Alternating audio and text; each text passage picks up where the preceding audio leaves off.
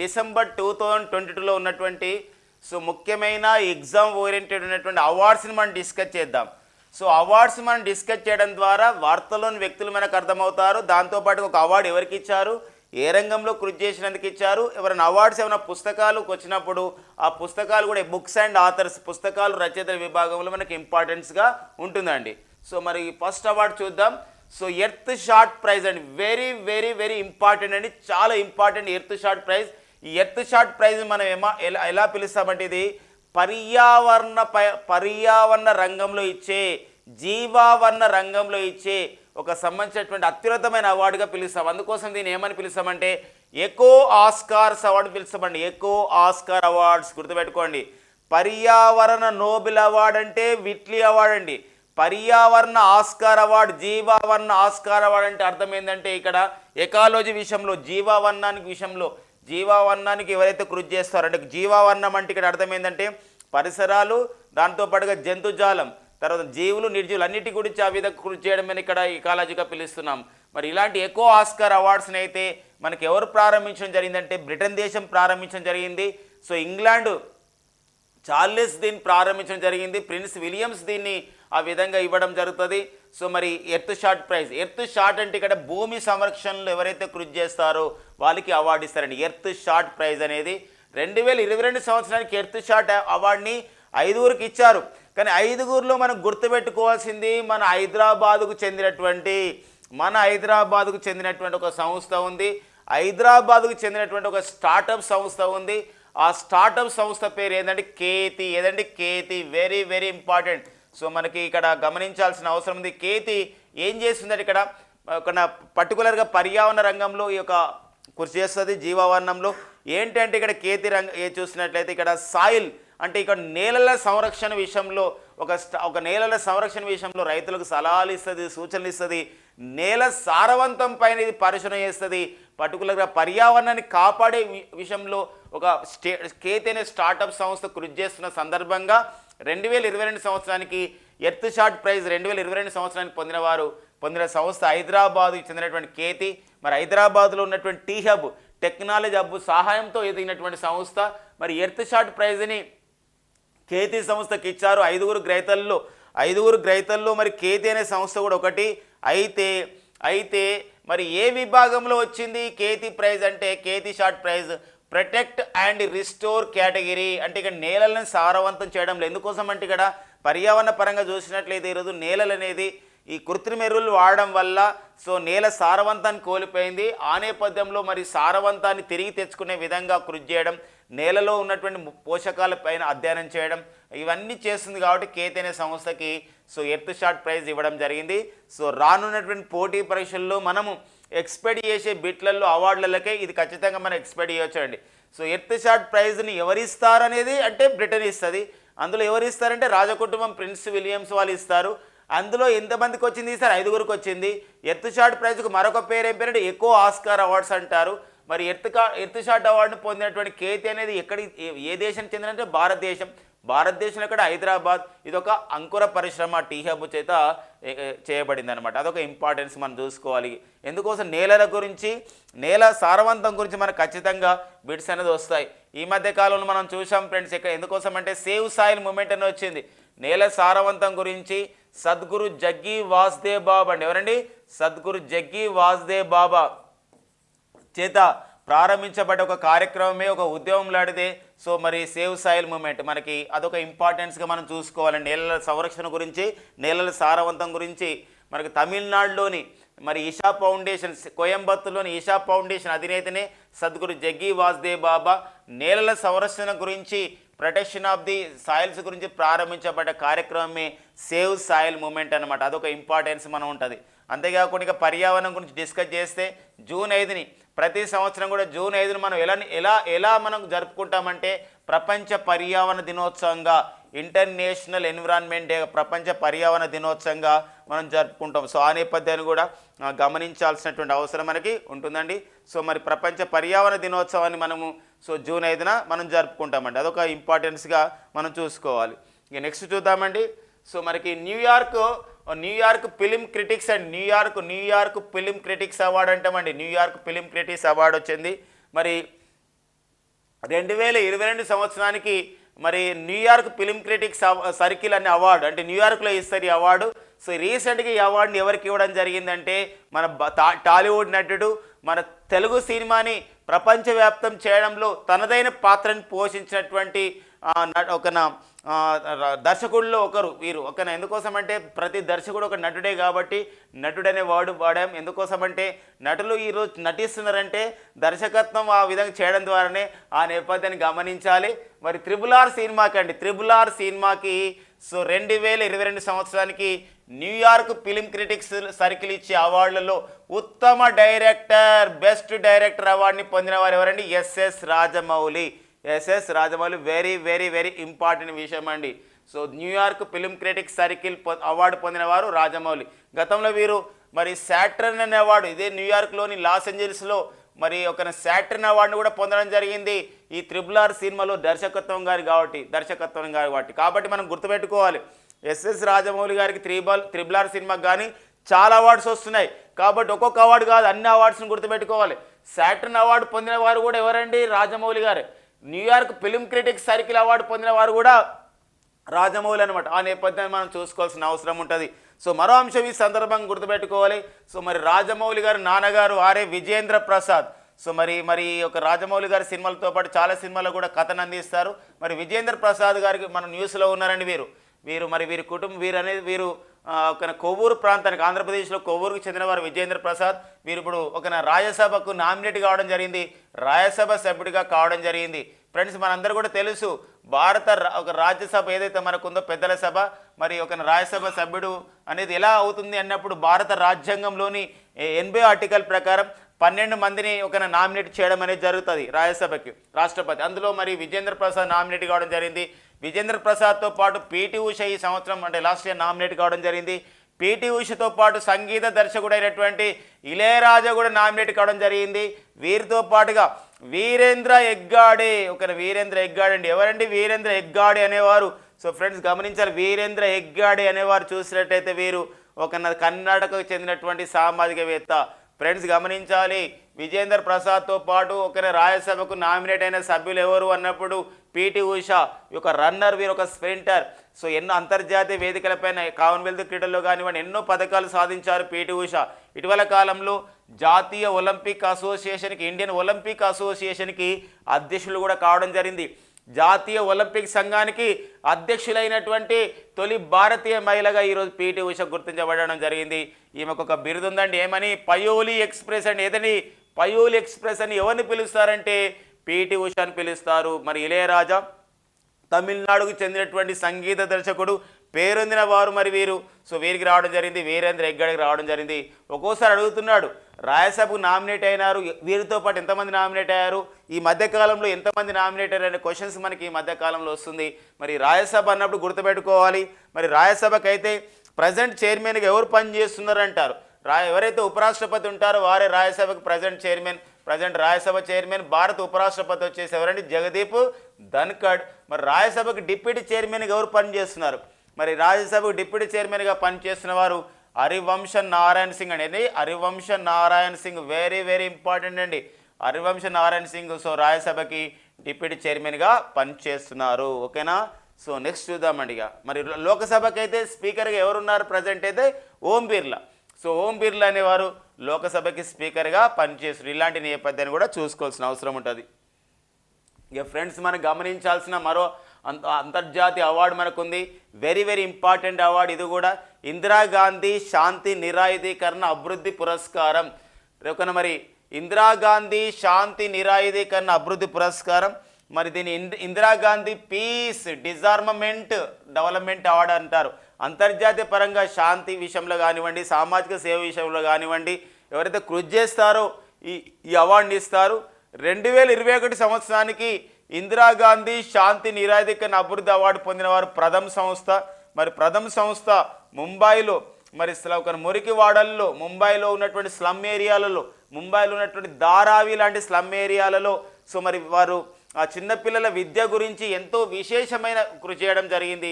ఆ నేపథ్యంలో 2021 సంవత్సరానికి ఇందిరాగాంధీ శాంతి నిరాయుధికరణ అభివృద్ధి అవార్డుని పొందినటువంటి వారు ఎవరంటే సో సంస్థ ఏదంటే ప్రథమ్ సంస్థ, మన భారతదేశానికి చెందినటువంటి ఒక సంస్థనే ప్రథమ్ సంస్థ. సంస్థ పేరు ప్రథమ్ సంస్థ. ప్రథమ్ సంస్థ చేపట్టిన కార్యకలాపాలు ఏంటది మనకి ఇంపార్టెంట్గా ఉంటాయి. సో అదొక ముంబై అండి, అదొక ఇంపార్టెన్స్ మనం చూసుకోవాలి.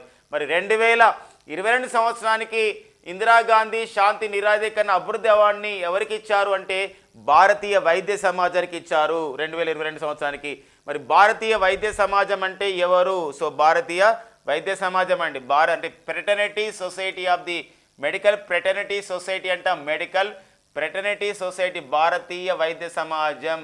ఇంగ్లీష్లో అయితే ఫ్రెటర్నిటీ సొసైటీ ఆఫ్ ది లేదా Indian medical fraternity society, Indian medical fraternity society అంటాం. ఫ్రెటర్నిటీ అంటే అర్థం ఏంటంటే ఇక్కడ ఒక సమాజంగా గుర్తుపెట్టుకోవాలి. వీరందరూ వైద్యులు.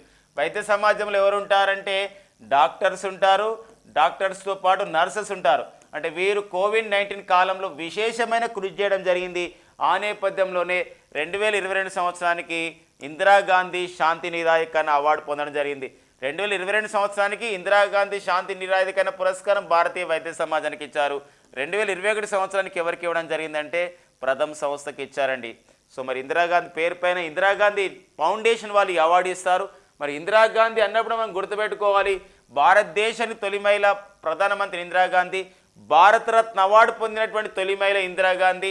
ఇందిరాగాంధీ గారి యొక్క ఆత్మకథ వచ్చేసి ఏంటండి మై ట్రూత్ అనేది ఇందిరాగాంధీ యొక్క ఆత్మకథ అండి. అలాంటి నేపథ్యాన్ని కూడా చూసుకోవాల్సిన అవసరం ఉంటుంది. ఇక నెక్స్ట్ చూద్దాం.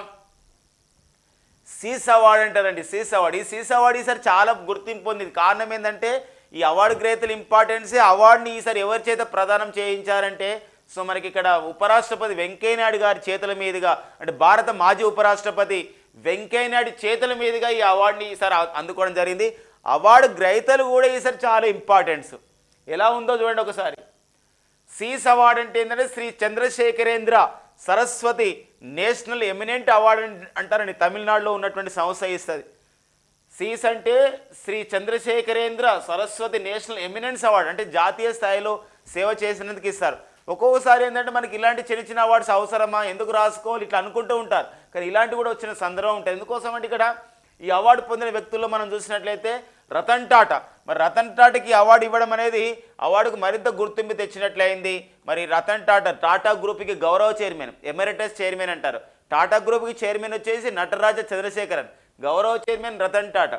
మన కోవిడ్ టైంలో పిఎం కేర్స్ ఫండ్కి తన యొక్క గ్రూప్ ద్వారా 1500 కోట్లను ఆ విధంగా డొనేట్ చేయడం జరిగింది రతన్ టాటా గారు. ఆ నేపథ్యంలో ఇచ్చారు. అంతేకాకుండా మరి మరుగున పడిపోతున్నటువంటి హరికథని అయితే మన సాంప్రదాయం ఉందో దాన్ని విశేషంగా కృషి చేయడంలో చేస్తున్నటువంటి విశాఖ హరి, సో వారికి కూడా ఈ అవార్డు అనేది ఇవ్వడం జరిగింది. అంతేకాకుండా మన దేశానికి ప్రధానంగా మనం చూసినట్లయితే శాస్త్రీయ సలహాదారుగా, సైంటిఫిక్ అడ్వైజర్గా పనిచేస్తున్నటువంటి అజయ్ సూద్కి అవార్డు ఇవ్వడం జరిగింది. అంతేకాకుండా మరి కేరళ రాష్ట్ర ప్రస్తుత గవర్నర్ అయినటువంటి ఆరిఫ్ ఖాన్కి, మహమ్మద్ ఆరిఫ్ ఖాన్కి అవార్డు అనేది ఇవ్వడం జరిగింది. సీస్ అవార్డు 2022 సో పొందిన వాళ్ళ విషయాలు, ఆ అంశాలు మనకు వెరీ వెరీ ఇంపార్టెన్స్గా ఉంటాయండి. నెక్స్ట్ కరెంట్ అఫైర్ చూద్దాం. ఇక నెక్స్ట్ వచ్చేసి మనకి ఒక ఇంపార్టెంట్ విషయం అండి. ఏంటంటే మనకి హైదరాబాద్లో ఇక్రిసాట్ సంస్థ ఉంది. హైదరాబాద్ సమీపాన పటాన్ చెరువు వద్ద ఇక్రిసాట్ అనే సంస్థ, ఒక ఇంటర్ గవర్నమెంటల్ ఆర్గనైజేషన్ ఉంది. International crop research institute for the semi arid tropics అని చెప్పేసి అంటాం ఇక్రిసాట్ సంస్థ. అంటే అంతర్జాతీయ ఉష్ణమండల మెట్ట ప్రాంతాల, అర్ధశుష్క ప్రాంతాల పైనటువంటి పరిశోధన చేసే సంస్థ. పంటలు ఎలా పండించాలని చెప్పి సజ్జలు, రాగులు, జొన్నలు, కందులు ఇలాంటి వాటిపైన మనం చేస్తుంది. ఎందుకోసం అంటే ఫ్రెండ్స్ మనం ఆల్రెడీ డిస్కస్ చేసాం మన జాతీయ అంశంలోనే. మన తెలుగు రాష్ట్రాలకు చెందినటువంటి తాండూరు కంది అండి. తాండూరు కందికి ఈరోజు జియోగ్రఫికల్ ఇండికేషన్ రావడం జరిగింది. ఇలాంటి విషయాలు మనకి చాలా ఇంపార్టెంట్. మరి ఇక్రిసాట్లో చదువుతూ ఇంటర్న్షిప్ చేస్తున్నటువంటి, ఒక పరిశోధన చేస్తున్నటువంటి వ్యక్తి అతను ఎవరు, సర్వేష్ ప్రభు. వారు దేనిపైన పరిశోధన చేశారంటే సీతాఫలం చెట్టు నుండి ఉన్న ఆకుల ద్వారా జీవరసాయన పదార్థాలు తయారు చేసి అది ఒక పంట విధానాలలో ఒక సస్యరక్షణలో, అంటే సస్యరక్షణ అంటే పంట పండించే విధానాల్లో పంటను పండించడానికి ఏదైనా చీడపీడ పురుగులు వచ్చినప్పుడు దాన్ని ఆ విధంగా నాశనం చేయడానికి ఉపయోగించవచ్చు అని ఒక పరిశోధన చేశాడు సర్వేష్ ప్రభు. వీరికి అమెరికా దేశంలోని అట్లాంటా రాష్ట్ర ప్రభుత్వం $1000 ఎక్సలెన్స్ పురస్కారం ఎక్సలెన్స్ పురస్కారం ఇచ్చారు. క్వశ్చన్ అడిగే విధానం గమనించండి. ఇటీవల కాలంలో ఇక్రిసాట్లో ఇంటర్నీగా పనిచేస్తున్నటువంటి ఒక సైంటిస్ట్గా పనిచేస్తున్న ఎవరికి అమెరికాలోని అట్లాంటా ఎక్సలెన్స్ పురస్కారం వచ్చిందంటే సర్వేష్ ప్రభు ఇక్రిసాట్లో ఇంటర్నీగా చేస్తున్నాడు. మరి వీరు చేసిన ఏ పరిశోధనకు వచ్చిందంటే సీతాఫలం చెట్టు అండి, కస్టర్డ్ యాపిల్, మనం సీతాఫలాలు అంటాం ఆ చెట్టు అండి. ఇది సీతాఫలం చెట్టు నుండి ఆ ఉండే ఆకుల నుండి జీవరసాయన పదార్థాలు తయారు చేస్తూ పంట విధానాల్లో పంట దిగుబడి విషయంలో కృషి చేస్తున్నాడు. పంట చీడపీడ పురుగులకి ఆ విధంగా ఒక సంబంధించినటువంటి ఒక పెస్టిసైడ్గా యూజ్ చేయొచ్చు, ఒక పదార్థంగా యూజ్ చేయొచ్చు అని చెప్పేసి అతను పరిశోధన చేయడం అనేది జరిగింది. సో ఇక్రిసాట్ చాలాసార్లు అడిగాడు, ఇక్రిసాట్ ఎక్కడ కలదు అన్నప్పుడు, సో అది ఎక్కడ కలదండి? ఇక్రిసాట్ హైదరాబాద్లో ఉందండి. సో ఇలా వెరీ వెరీ ఇంపార్టెంట్ మనకు శాస్త్రీయ సంస్థలు ఎక్కడున్నాయి ఇలాంటి క్వశ్చన్స్ మనకు వస్తున్నాయి. గతంలో అడిగాడు NIN National Institute of the Nutrition ఎక్కడుందండి? Hyderabad. IICT Indian Institute of the Chemical Technology ఎక్కడుంది? Hyderabad. Centre for Cellular and Molecular Biology ఎక్కడుందండి? Hyderabad. NGRI National Geophysical Research Institute ఎక్కడుంది? హైదరాబాద్లో ఉంది. సో ఇలాంటి నేపథ్యాన్ని గమనించాల్సిన అవసరం మనకు ఉన్నది. And NRSC national remote sensing centre ఎక్కడ కలదు? హైదరాబాదులో కలదు. హైదరాబాదులో ఉన్న సంస్థలపైన మనకి ప్రత్యేకంగా అడుగుతున్న సందర్భం ఉంటుంది. ఎన్ఐఎన్ అంటే national Institute of the nutrition Hyderabad, IICT Indian Institute of the Chemical technology Hyderabad, CCMB centre for Cellular and Molecular biology Hyderabad, national Geophysical Research institute Hyderabad, national remote sensing centre Hyderabad. ఇవన్నీ కూడా సంస్థలు మనకి ఎక్కడ కనబడతాయండి? హైదరాబాద్లో ఉంటాయి. మనం రీసెంట్గా టీఎస్పీఎస్ నిర్వహించినటువంటి గ్రూప్ 1 ప్రిలిమ్స్లో కూడా మనకి ఏంటంటే శాస్త్రీయ సంస్థలపైన 2 బిట్స్ అనేది ఇవ్వడం జరిగింది. కాబట్టే మనము శాస్త్రీయ సంస్థలని మ్యాచింగ్ రూపంలో ఇస్తున్నాడు. ఓసారి ఆ శాస్త్రీయ సంస్థ చేసినటువంటి పరిశోధన అంశం పైన మనకి ఇవ్వడం జరుగుతుంది. వీటితో పాటు ఇప్పుడు హైదరాబాద్లో ఉన్న గొప్ప సంస్థలు ఒకటి ఏంటంటే ఇక్రిసాట్. ఎందుకు ఇంపార్టెంట్ ఇక్రిసాట్, మనం ఎందుకు నేర్చుకోవాలి, దీనిపైన ఎందుకు అంత స్ట్రెస్ చేయాలంటే 1972లో ఏర్పాటు చేయబడి ఇక్రిసాట్ మరి 2022 సంవత్సరం నాటికి ఏమవుతుందండి? 50 సంవత్సరాలు పూర్తయిన సంస్థ ఇక్రిసాట్. అందుకే ఒక ఇక్రిసాట్ అంశం మనకి ఇంపార్టెన్స్గా మనకు ఉంటుందండి. ఓకేనా? ఇక్రిసాట్ అనగా international crop research institute for the semi arid tropics అని పిలుస్తామండి. ఇక నెక్స్ట్ వచ్చేసి మనకి మరో ఒక ఇంపార్టెంట్ విషయం అండి, మనం ఇక్కడ ఒక చూడాలి ఏంటంటే ఇక్కడ ఓకేనా మనకు ఇంకొక అవార్డు ఉందండి, ఒక ఇంపార్టెంట్ అవార్డు. సో ఇక్కడ prime minister's prize for the excellence in science and teaching in secondary schools. ఇది ఆస్ట్రేలియా దేశం ఇచ్చే అవార్డు అండి. యాక్చువల్గా ఆస్ట్రేలియా ప్రైమ్ మినిస్టర్ ఇస్తే అవార్డు ఇది. ఈ అవార్డుని అక్కడ ఉన్నటువంటి మన ప్రవాస భారతీయురాలు, అక్కడ టీచింగ్లో ఉన్న మన ప్రవాస భారతీయురాలు ఈ అవార్డు పొందింది. ఆస్ట్రేలియా దేశం ఇచ్చే అవార్డు అనమాట. టీచర్స్ని ఎంకరేజ్ చేయడానికి prime minister's prize for excellence in science teaching in secondary schools అనే అవార్డు. ఈ అవార్డుని మరి ఎవరు పొందడం జరిగిందంటే వీణా నాయర్ అండి. మన భారత ప్రవాస భారతీయులు వీణా నాయర్. వీరు ఆస్ట్రేలియా దేశంలో సైన్స్ టీచర్గా పనిచేస్తున్నారు. అంటే ఒక చిన్న అంశంగా మనం అనుకుంటాం, కానీ అడుగుతాడు ఒక్కోసారి ఏంటంటే ఇటీవల కాలంలో ఆస్ట్రేలియా దేశ ప్రధానమంత్రి చేత ఎక్సలెన్స్ ఇన్ టీచింగ్ అవార్డుని పొందినటువంటి మన భారత మహిళ ఎవరు, ప్రవాస భారతీయ మహిళ ఎవరు అన్నప్పుడు వీణా నాయర్ అండి. ఎవరండి? Veena Nair. Very very very very important విషయం అండి ఇది. సో వీణా నాయర్. సో ఈ సందర్భంగా మరో అంశం మనం గుర్తుపెట్టుకోవాలి.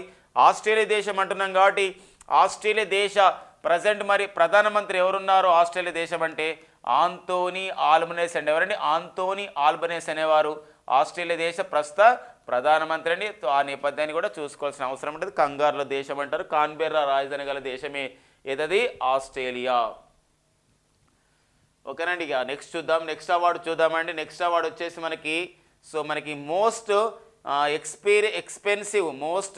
ఎక్స్పెన్సివ్ సంబంధించినటువంటి సిటీస్ అని వరల్డ్ అని ఇవ్వడం జరిగిందనమాట. ఏంటి మరి మోస్ట్ ఎక్స్పెన్సివ్ సిటీస్ అవార్డు అంటే ఇక్కడ జీవన వ్యయం అనేది ఎక్కువగా అన్నమాట. జీవన వ్యయం అంటారు కాస్ట్ ఆఫ్ లివింగ్. అంటే వరల్డ్ వైడ్లో కాస్ట్ ఆఫ్ లివింగ్ అంటే అర్థమైందంటే జీవన వ్యయం నివేదికల విషయంలో ఇంపార్టెంట్ అండి.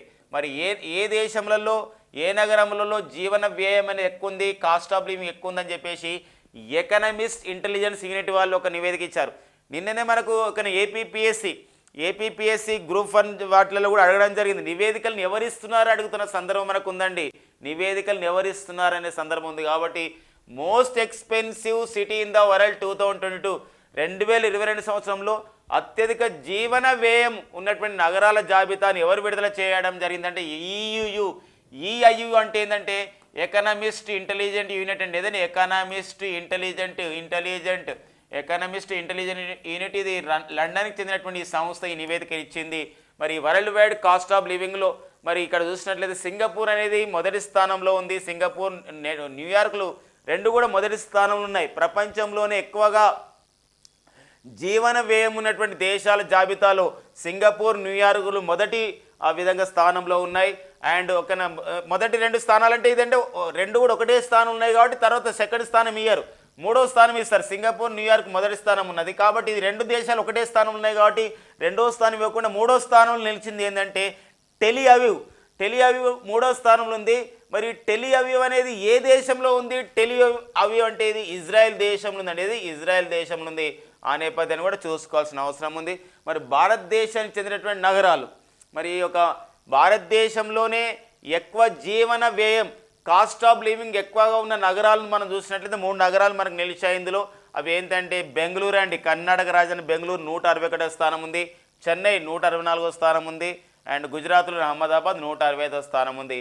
వెరీ వెరీ ఇంపార్టెంట్గా మనం చూసుకోవాలి. ఇక్కడ అహ్మదాబాద్ మనకి ఇంపార్టెంట్ అండి. ఎందుకోసం అంటే టైమ్స్ మ్యాగజిన్ చేత భారతదేశంలో చూడదగ్గ ప్రాంతాల జాబితాలో అహ్మదాబాద్ కేరళలో చోటు సంపాదించడం జరిగింది. మన ప్రీవియస్ క్లాస్లో కూడా డిస్కస్ చేయడం అనేది జరిగిందండి.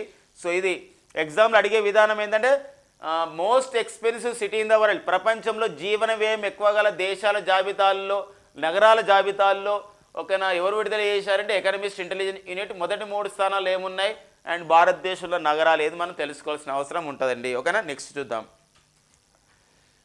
నెక్స్ట్ వచ్చేసి మనకి international film festival of the Kerala. So మరి డిసెంబర్ 9 నుండి 16 2022లో ఒక డిసెంబర్ 9 నుండి డిసెంబర్ 9 నుండి 10 18 2022లో మరి కేరళలోని తిరువనంతపురంలో సో మరి అంతర్జాతీయ సంబంధించినటువంటి ఒక సినిమా ఉత్సవం జరిగింది. International film festival of the Kerala అంట.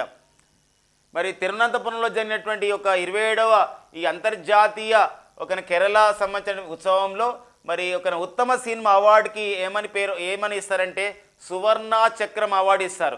మరి 2022 సంవత్సరానికి ఉత్తమ సినిమా అవార్డు సువర్ణ చక్రం అవార్డుని పొందిన సినిమా ఏంటంటే అది భారతీయ సినిమా కాదండి, ఇది బొలీవియా దేశానికి చెందిన సినిమా ఉత్తమ. ఏదండి? బొలీవియా దేశానికి చెందిన సినిమా ఉత్తమ. వెరీ ఇంపార్టెంట్ అండి. మరి ఉత్తమ హాస్య సినిమా అవార్డు వచ్చింది ఏంటంటే అది ఆలం అవార్డు. ఇలాంటి నేపథ్యాన్ని కూడా చూసుకోవాల్సిన అవసరం మనకు ఉంటుందండి. మనం రీసెంట్గా కూడా డిస్కస్ చేశాం. 53వ IFFI international film festival of India 2022లో మరి ఉత్తమ సినిమాకి ఇచ్చే అవార్డు ఏదంటే గోల్డెన్ పీకాక్ అవార్డు. మరి 2022 సంవత్సరానికి గోల్డెన్ పీకాక్ అవార్డుని స్పానిష్ ఫిలిం అయినటువంటి అయావ్ ఎలక్ట్రిక్ డ్రీమ్ డ్రీమ్కి ఇచ్చారు. మరి అయావ్ ఎలక్ట్రిక్ డ్రీమ్ అనేది ఏ భాషా చిత్రం అన్నప్పుడు అది స్పానిష్ అంటే స్పెయిన్ దేశానికి చెందినటువంటి చిత్రము. ఇక్కడ కూడా గమనించాలి, ఇక్కడ కూడా మనం చూసినట్లయితే ఇది స్పానిష్ ఫిలిం అయితే ఇక్కడ కూడా international film festival of the కేరళలో మరి సువర్ణ చక్రం అవార్డుని పొందిన సినిమా ఉత్తమ. ఇది ఏ దేశానికి చెందిన సినిమా అంటే అది బొలీవియా దేశానికి చెందిన సినిమా. ఇలాంటి క్వశ్చన్స్ కూడా మనకు ఆన్సర్ చేయాల్సిన అవసరం ఉంటుంది. ఇక నెక్స్ట్ వచ్చేసి మనకు జమ్మూ కాశ్మీర్కి చెందినటువంటి ఒక మహిళ మనకు న్యూస్లో ఉన్నారు. వారు ఎంతో ఘన చరిత్రను సాధించారు. మరి మిసెస్ వరల్డ్, సో మరి పెళ్ళైనటువంటి మహిళలకు సంబంధించినటువంటి అందాల పోటీ నిర్వహించినప్పుడు mrs world title 2022, miss world కాదండి ఇది మిసెస్ వరల్డ్ టైటిల్ 2022ని వీరు సాధించడం జరిగింది. వారు ఎవరండి? సర్గమ్ కౌశల్ ఈ అవార్డు పొందడం జరిగింది. Very very important. ఎందుకోసం అంటే జమ్మూ కాశ్మీర్కి చెందినటువంటి ఒక మహిళ మరి ఆ స్థాయికి వెళ్ళింది, ఒక అందాల పోటీలో పాల్గొనడం అనే ఘనతను సాధించింది. అంతేకాకుండా మిసెస్ వరల్డ్ టైటిల్ సాధించడం తను చాలా రోజుల తర్వాత, ఎందుకోసం గతంలో ఎప్పుడో 21 ఇయర్స్ బ్యాక్ మనం సాధించాం, మళ్ళీ ఈసారి ఈ సందర్భంగా సాధించాం 2022లో. కాబట్టి మిసెస్ వరల్డ్ 2022 టైటిల్ ఎవరు సాధించడం జరిగిందంటే సర్గమ్ కౌశల్. ఎవరండి? సర్గమ్ కౌశల్ సాధించడం అనేది జరిగింది. వెరీ వెరీ ఇంపార్టెంట్ విషయం అండి. ఈ నెక్స్ట్ వచ్చేసి ఖచ్చితంగా కాంపిటేటివ్ ఎగ్జామ్లో ఈ సంవత్సరం జరగబోయే కాంపిటేటివ్ ఎగ్జామ్లో బిట్టు వస్తుంది అని చెప్పొచ్చు అని చెప్పేసి ఒక అంశం మనకి ఇక్కడ ఉంది. అదే ఒక డ్యామ్ షూర్గా అదే ఏంటంటే ఇక్కడ సాహిత్య అకాడమీ అవార్డులు అండి. కేంద్ర సాహిత్య అకాడమీ అవార్డుల పైన బిట్టు వస్తుందండి. చూడండి, మరి 2022 సంవత్సరానికి కేంద్ర సాహిత్య అకాడమీని ప్రకటించడం జరిగింది. అంటే భారతదేశంలో భారత రాజ్యాంగం గుర్తించినటువంటి భాషలలో మరి ఈ యొక్క అవార్డుని ఇస్తారు. మరి కేంద్ర సాహిత్య అకాడమీ అవార్డులని మరి తెలుగు విభాగంలో ఎవరికి ఇచ్చారు చూసే ప్రయత్నం చేద్దాం. మరి తెలుగు విభాగంలో చూస్తున్నట్లయితే కేంద్ర సాహిత్య అకాడమీని తెలుగు విభాగంలో పొందినవారు తెలుగు విభాగంలో తెలుగు భాషలో 2022 సంవత్సరానికి కేంద్ర సాహిత్య అకాడమీ పొందినవారు మన తెలుగు రచయిత అయినటువంటి మధురాంతకం నరేంద్ర అనేది పుస్తకం పేరు ఏంటంటే ఏ పుస్తక రచనకు గాను మధురాంతకం నరేంద్రకి అవార్డు రావడం జరిగిందని మనోధర్మ పరాగం ఏదండి మనోధర్మ పరాగానికి అవార్డు రావడం జరిగింది. పుస్తకం పేరు వచ్చేసి ఏదండి మనోధర్మ పరాగం, రచయిత పేరు వచ్చేసి మధురాంతకం నరేంద్ర. మరో అంశం, మరి తెలుగు సాహిత్య అంటే కేంద్ర సాహిత్య అకాడమీ అవార్డులలో మరి అనువాద పురస్కారం ఏదంటే ఉత్తమ అనువాద పురస్కారం అంటే వివిధ భాషల్లో ఉన్న పుస్తకాలని తెలుగు భాషలోకి ఎవరైతే అనువదిస్తారో వారికి అనువాద పురస్కారం ఇస్తారు, వివిధ భాషలు కూడా ఇస్తారు. అట్లనే మరి తెలుగు సాహిత్య అకాడమీ కేంద్ర సాహిత్య అకాడమీ అనువాద పురస్కారానికి తెలుగు అనువాద పురస్కారానికి అవార్డు ఎవరికి ఇచ్చారంటే వారాల ఆనంద్ అండి. ఎవరండి వారాల ఆనంద్కి ఇచ్చారు. మరి వారాల ఆనంద్ రాసినటువంటి ఏ పుస్తకాన్ని వారు అనువాదం చేయడం జరిగిందంటే గుల్జార్ రాసినటువంటి వెరీ వెరీ ఇంపార్టెంట్ గుల్జార్ రాసినటువంటి గ్రీన్ పోయమ్స్ అనే ఒక హిందీ భాష పుస్తకాన్ని వారాల ఆనంద్ తెలుగులోకి ఏమని రాశాడంటే ఆకుపచ్చ కవితలు. పుస్తకం పేరు ఏంటంటే వారాల ఆనంద్ రాసిన పుస్తకం ఏంటి ఆకుపచ్చ కవితలు అండి. ఆకుపచ్చ కవితలకి ఈ అవార్డు అనేది ఇవ్వడం జరిగింది. గమనించాలి, ఇక్కడ కేంద్ర సాహిత్య అకాడమీ 2022 సంవత్సరానికి అనువాద పురస్కారం పొందిన వారు వారాల ఆనంద్. కానీ వారాల ఆనంద్కు ఏ పుస్తకానికి ఇచ్చారు ఆకుపచ్చ కవితలు. ఈ ఆకుపచ్చ కవితలు అనేది ఏ పుస్తక అనువాదం అంటే గుల్జార్ రాసినటువంటి గ్రీన్ పోయమ్స్ అనే పుస్తక అనువాదమే ఈ ఆకుపచ్చ కవితలు. అది హిందీలో భాషలో రాయబడింది. గుల్జార్ అండి ఫ్రెండ్స్ వెరీ ఫేమస్ ఒక బాలీవుడ్ సినిమా రచయిత, సినిమా సంబంధించిన పాటల రచయిత. అంతేకాకుండా మనకు స్లమ్ డాగ్ మిలియనర్ అనే సినిమాలో జేహో అనే పాటని రాయడం ద్వారా దానికి ఆస్కార్ అవార్డు కూడా రావడం జరిగింది గుల్జార్కి. దాదాసాహెబ్ పాల్కే అవార్డు పొందిన వారు కూడా గుల్జార్. సో ఆ నేపథ్యాన్ని కూడా గమనించాలి. ఇప్పుడు మనకి కేంద్ర సాహిత్య అకాడమీలో కేంద్ర సాహిత్య అకాడమీ అవార్డులలో మనం 2 అవార్డులు నేర్చుకున్నాం. తెలుగులో కేంద్ర సాహిత్య అకాడమీ మనోధర్మ పరాగం రాసిన మధురాంతకు నారేంద్రకు వచ్చింది. అనువాద పురస్కారం వారాల ఆనందకు వచ్చింది ఆకుపచ్చ కవితలకి. మరి తెలుగులో కేంద్ర సాహిత్య అకాడమీ అనేది యువ రచయిత పురస్కారం, యువ రచయిత యంగ్ రైటర్ అవార్డుని ఎవరికి ఇచ్చారంటే సో చిత్తూరుకు చెందినటువంటి పల్లిపట్టు నాగరాజుకి ఇచ్చారు. మరి చిత్తూరుకు చెందిన పల్లిపట్టు నాగరాజు గారు రాసిన పుస్తకం పేరు ఏంటంటే యాలై పూడ్చింది. ఏదండి యాలై పూడ్చింది అనే రచన గానిచ్చారు. యాలై పూడ్చింది. ఓకేనా. మరి కేంద్ర సాహిత్య అకాడమీ యువ రచయిత పురస్కారం పల్లిపట్టు నాగరాజుకి ఇచ్చారు, యాలై పూడ్చింది అనే నవల పుస్తకానికి ఇచ్చారు. మరి కేంద్ర సాహిత్య అకాడమీ బాలల పురస్కారం చిన్నపిల్లలకు సంబంధించినటువంటి పుస్తకాలు రాసే వాళ్ళకి ఇస్తారు. బాలల పురస్కారానికి ఎవరికి ఇచ్చారంటే మన సిరిసిల్లకు చెందినటువంటి తెలంగాణలోని సిరిసిల్లకు చెందినటువంటి జిల్లాకు చెందినటువంటి రైటర్ అయినటువంటి పత్తిపాక మోహన్ గారండి. రాసిన పుస్తకం రచయిత పేరు పత్తిపాక మోహన్. వీరు రాసిన పుస్తకం ఏంటంటే బాలల తాత బాపూజీ. కేంద్ర సాహిత్య అకాడమీ అవార్డులలో 2022లో బాలల పురస్కారం పొందిన వారు ఎవరండి బాలల సాహిత్య పురస్కారం పొందిన వారు పత్తిపాక మోహన్ పొందారు. పత్తిపాక మోహన్ రాసిన పుస్తకమే బాలల తాత బాపూజీ. ఆ నేపథ్యం అండి. మరి కేంద్ర సాహిత్య అకాడమీ అవార్డులలో ఇంగ్లీష్ భాషలో అంటే ఆంగ్ల భాష పురస్కారం, ఆంగ్ల భాష సాహిత్య పురస్కారం ఆంగ్ల భాషలో కేంద్ర సాహిత్య అకాడమీ 2022కి ఎవరికి ఇచ్చారంటే అనురాధ రాయ్కి ఇచ్చారు. అనురాధ రాయ్ గారు రాసినటువంటి all the lives we never lived అండి. గతంలో మరి ఇప్పుడు నివసించాం కానీ ఇప్పుడు నివసించడం లేదు. గతంలో లాగా ఇప్పుడు మేము నివసించడం లేదని చెప్పడమే all the lives we never lived. All the lives we never lived అనే పుస్తకానికి ఇచ్చారు. ఎవరికండి అనురాధ రాయ్. అనురాధ రాయ్ అండి. అరుంధతి రాయ్ వేరే, అనురాధ రాయ్ వేరే. అరుంధతి రాయ్ అంటే మనకి మ్యాన్ బుకర్ అవార్డు పొందినటువంటి రచయిత అండి. ఒక గాడ్ ఆఫ్ స్మాల్ థింగ్స్కి. వీరు Anuradha Roy all the lives we never lived. గతంలో స్లీపింగ్ గాంధీ జూపిటర్ అనే పుస్తకం కూడా అనురాధ రాయ్ గారిది చాలా ఫేమస్ ఉండింది. సో ఇది అయితే all the lives we never lived అనేది ఎవరి యొక్క రచన అంటే ఇది అనురాధ రాయ్ యొక్క రచన. Very very very very very important అయినటువంటి పుస్తక విషయంలో మనం రాసుకుంటున్నాం. ఇక నెక్స్ట్ చూద్దాం. ఈ 95వ ఆస్కార్ అవార్డు నామినేషన్ అండి. ఆల్రెడీ మనకు 2022లో ఇచ్చినటువంటి అవార్డు 94వ ఆస్కార్ అవార్డులు. ఇప్పుడు మళ్ళీ ఈ సంవత్సరంలో 2022లో 94 ఆస్కార్ అవార్డులు ఇస్తే ఇప్పుడు 2023లో మనకు 95 ఆస్కార్ అవార్డులు ఇవ్వబోతున్నారు త్వరలోనే. సో మనకి ఇక 2 monthsలో ఇవ్వబోతారు. అయితే ఈ 95 ఆస్కార్ అవార్డులు మరి ఎప్పుడైనా ఆస్కార్ అవార్డులు ఎక్కడ నిర్వహిస్తారంటే అమెరికాలోని కాలిఫోర్నియా రాష్ట్రంలో ఉన్నటువంటి లాస్ ఏంజల్స్ నగరంలో ఉన్నటువంటి హాలీవుడ్ ఐలాండ్ థియేటర్లు ఉన్నటువంటి డాల్బీ థియేటర్, దాన్ని మనం ఏమంటున్నామంటే ఒక హాలీవుడ్ ఐలాండ్ సెంటర్ అంటున్నాం. అక్కడ డాల్బీ థియేటర్లు ఈ అవార్డులను ప్రదానం చేస్తారు. అందుకే కొన్ని ఎగ్జామ్లో అడుగుతాడు లాస్ ఏంజల్స్ దేనికి ఫేమస్ అంటే హాలీవుడ్ పరిశ్రమకు ఫేమస్. మరి అలాంటప్పుడు 95 ఆస్కార్ అవార్డులకి 95వ ఆస్కార్ అవార్డులకి మన భారత్ నుండి నామినేట్ అయినటువంటి సినిమాలు మనం చూసినట్లయితే ఒక గుజరాతీ సినిమా అయినటువంటి ద లాస్ట్ షో ఏదండి, ద లాస్ట్ ఫిల్మ్ షో అనేది లాస్ట్ ఫిల్మ్ షో. దీన్ని మనం చెల్లే షో అంటాం గుజరాతీ భాషలో. ఇంగ్లీషులో దాని పేరు లాస్ట్ ఫిల్మ్ షోగా అది అంతర్జాతీయంగా ప్రమోట్ చేయడానికి పేరు అట్లా మార్చడం జరిగింది. లాస్ట్ ఫిల్మ్ షో అన్నా చెల్లే షో అన్న ఒకటేనండి. చెల్లే షో ఇది గుజరాతీ సినిమా అన్నమాట. ఇది ఉత్తమ విదేశీ భాష చిత్రం, బెస్ట్ ఇంటర్నేషనల్ లాంగ్వేజ్ అంటే బెస్ట్ ఇంటర్నేషనల్ ఫిల్మ్ కేటగిరీలో, ఉత్తమ అంతర్జాతీయ భాష చిత్రం కేటగిరీలో ఇది నామినేట్ అయింది. ఉత్తమ డాక్యుమెంటరీగా భారత్ నుండి నామినేట్ అయింది ఆల్ ద బ్రీత్. ఏదండి ఆల్ ద బ్రీత్ ఉత్తమ డాక్యుమెంటరీ విభాగం నామినేట్ అయింది. ఉత్తమ లఘు చిత్రం అంటే డాక్యుమెంటరీని షార్ట్ ఫిలిం లఘు చిత్రంగా ఏది నామినేట్ అయింది మన భారతదేశం నుండి అంటే ద ఎలిఫెంట్ విస్పర్స్ నామినేట్ అయింది. అంటే డాక్యుమెంటరీ విషయంలో రెండండి, ఆల్ దట్ బ్రీత్ డాక్యుమెంటరీని షార్ట్ లఘు చిత్రంగా ద ఎలిఫెంట్ విస్పర్స్ నామినేట్ కావడం జరిగింది.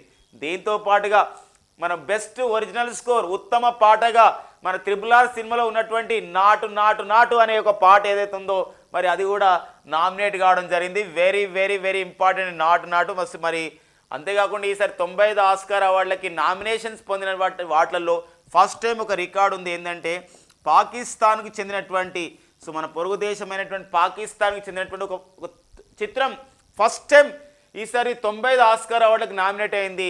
ఆ చిత్రం పేరు ఏం పేరండి, జాయ్ ల్యాండ్. ఓకేనా, అలా అడుగుతాడు 95వ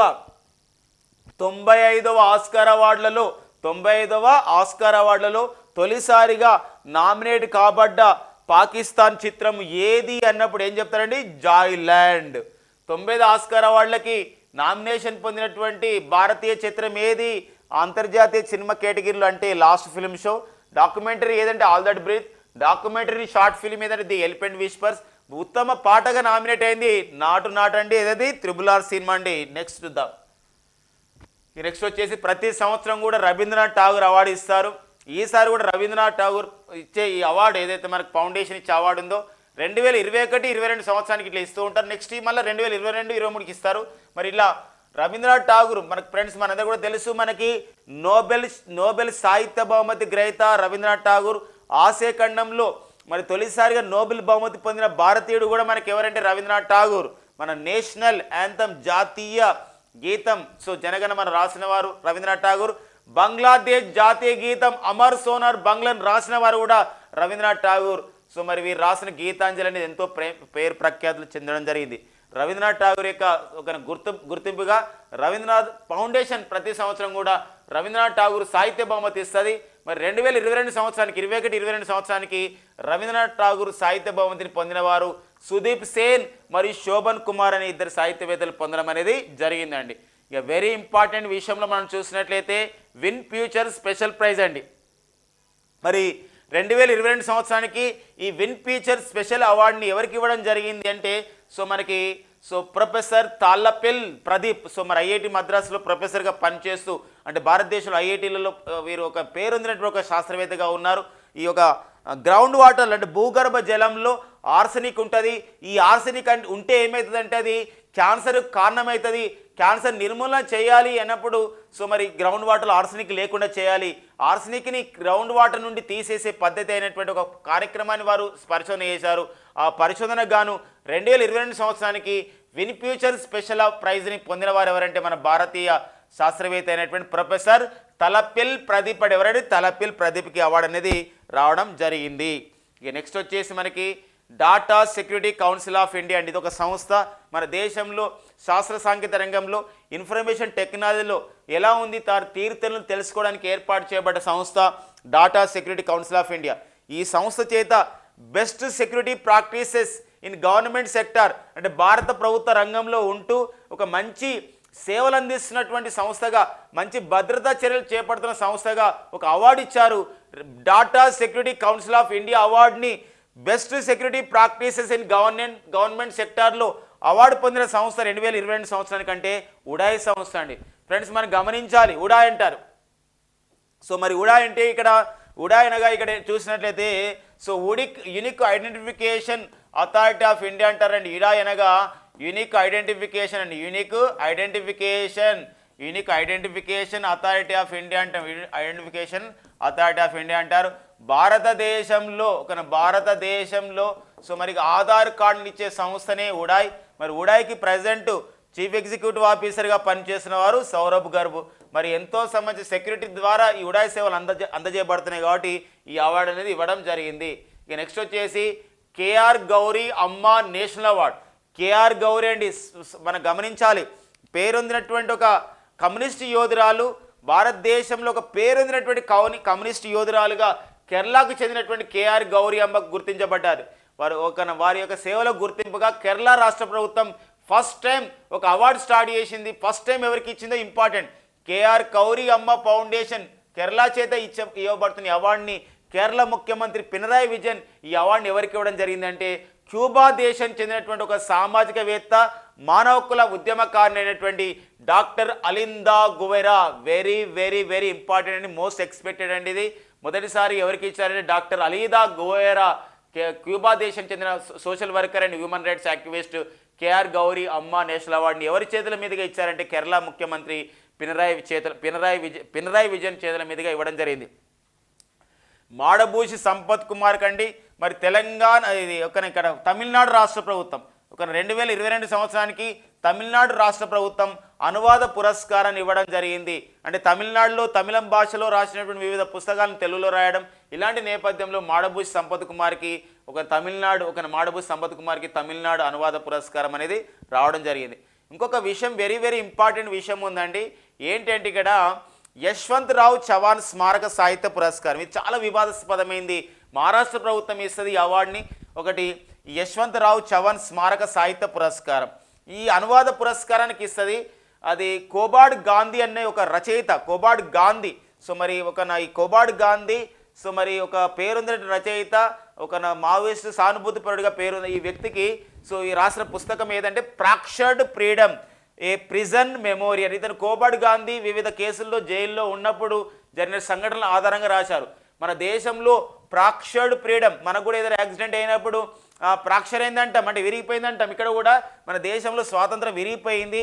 ఏ ప్రిజన్ మెమోరియల్ అంటే తన యొక్క ప్రిజన్లో ఉంటున్న మెమోరియల్ అని ఒక స్మారకాన్ని రాసుకున్నాడు, జ్ఞాపకాన్ని రాసుకున్నాడు కోబాడ్ గాంధీ. ఈ రాసిన పుస్తకాన్ని వారు అనగలేలే అనే వారు ఏం చేశారంటే మహారాష్ట్రలో మరాఠీ భాషలో రాశారు, దీనికి అనువాద పురస్కారం వచ్చింది.